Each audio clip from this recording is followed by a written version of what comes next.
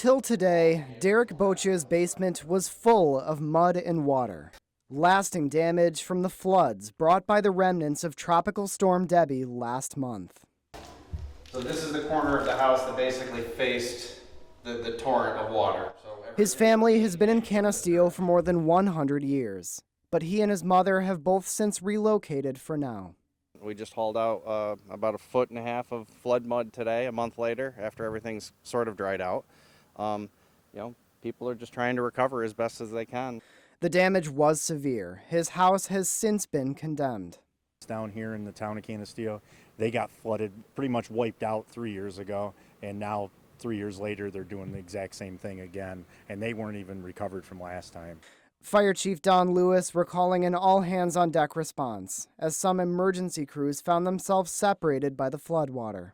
But the residents were probably the big superheroes of the whole thing, because we went through this 3 years ago. I think in that everybody kind of learned what was needed and what they should do. For Billy Weekland, still a long road ahead. After narrowly escaping the rushing water with his family, he's navigating his new life. It's been pretty tough, but we're finally making headway. I have to get my property cleaned up, and then I think we have to start planning our next house sooner rather than later, but we're just trying to get some normalcy back to life. Weekland remains hopeful he'll receive funding from the state to help rebuild.